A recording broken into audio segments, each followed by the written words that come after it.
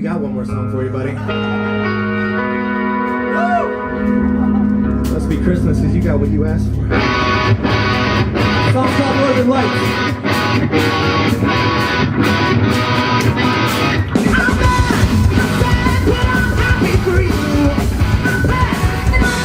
Hey everyone, Ethan here with the opening act. You're listening to So-Called Ghost, a rock band from the Metro Detroit area. Here's my full Zoom interview with Tanner and Robbie from the band.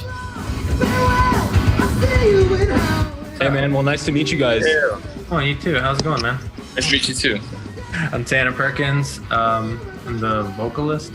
I'm Robbie Hadley. I play drums for the band.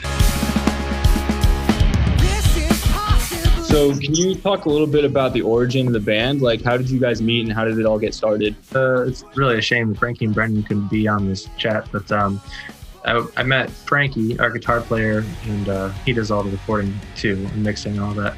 We met at Wayne State University in Detroit.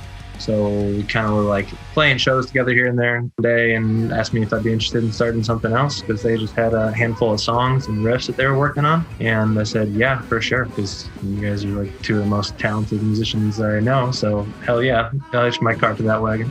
I went to high school with Brendan and Frankie, and I was a fan of their band at the time. I went to like all their shows. I went to Berklee College of Music, and I moved back home in September of 2017. We just happened to run into each other at the same place at the same time at a concert in Ferndale. And they told me that they had just put together a band and they just put out an EP. They were looking for a full-time drummer. And I was like, hey, I play drums. Like, let's set something up. We just started jamming together and really clicked. And that's when I met Tanner, and it just kind of ran from there.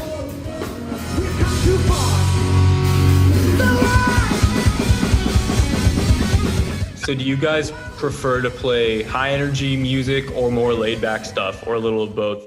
I feel like we really shine in the dynamic range of high energy as well as kind of some storytelling along the way. Yeah, that's exactly what I was going to say. Dynamicism is a big part of how we try to write. You know, we don't want to make any song Johnny one note or just one energy the whole time. I feel like the entire emotional response you get from a song is a lot to do with the ebbs and flows and the ups and downs of it. So we really always try to work that into a song anytime we're writing. When I was listening to your guys' music, that's definitely what I thought. You have a lot of that ambient stuff and then you go to like the high energy stuff as well.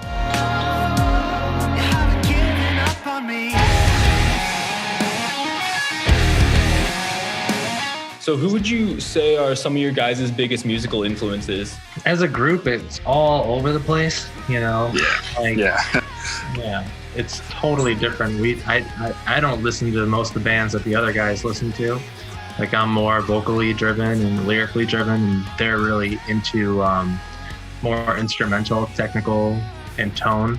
So, which I totally appreciate, and we wouldn't be the band that we are without those kind of influences. No, that's pretty spot on. Yeah. I think where we do find some middle ground is bands like Enter Shikari. That is lyrically driven, musically entertaining and intricate. Personally, I'm a big fan of Don Broco, Pliny, you know, those like instrumental crew of people like Tosin Abasi and all that stuff.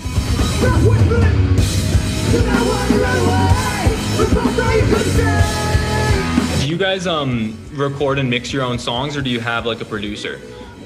Yeah, we record and mix. Like I said, Frankie Mastrangelo, he plays guitar for us. He graduated from Wayne State with sound engineer's degree. We've kind of been all over the place as far as recording individual instruments, but mostly, yeah, Frankie does it all, whether it be in his basement or just some random vocal booth. We've been pretty lucky with just having the right group of people to get music out, to get like, you know, music videos, all that stuff. Like we've always just had a network of the dream team just kind of at our fingertips. It's been pretty awesome. Do you guys have any stories that stick out in your mind from songwriting, recording, touring, or just anything in the band? For me, like when we first started recording, we were in Frankie's basement before we went to like an actual studio. We got to talking about Mario Kart 64 and how I was an absolute boss at it. And he was like, no, I'm the head manager of Mario Kart 64. And I was like, No.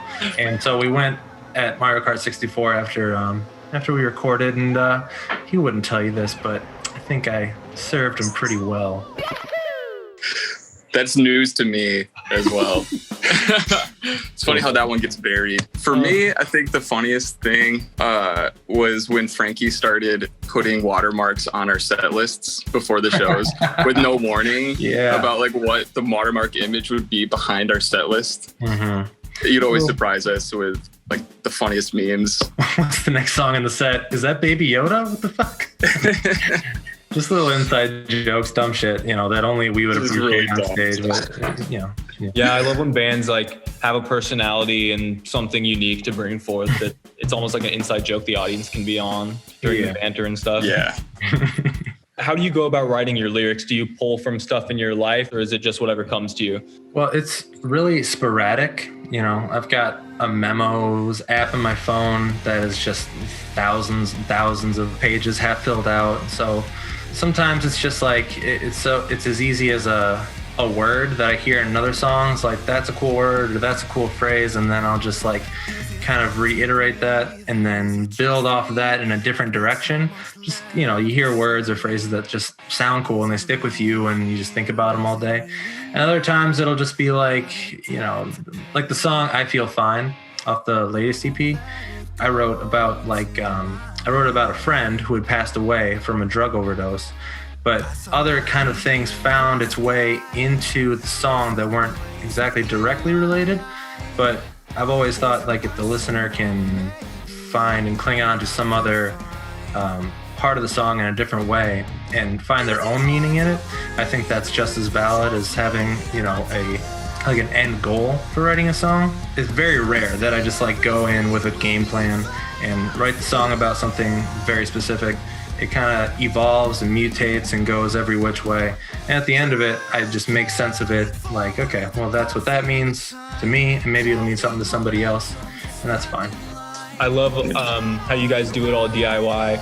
Do you have any tips or advice for people who want to be self-produced? Because obviously you guys have been able to make it happen. And there's a lot of people out there who, they have a lot of ideas, but they can't actualize it. Yeah, and just do your research. Join Reddit forums. Like there's a huge community of people with, who are trying to achieve the same things that you are, sharing tips and tricks.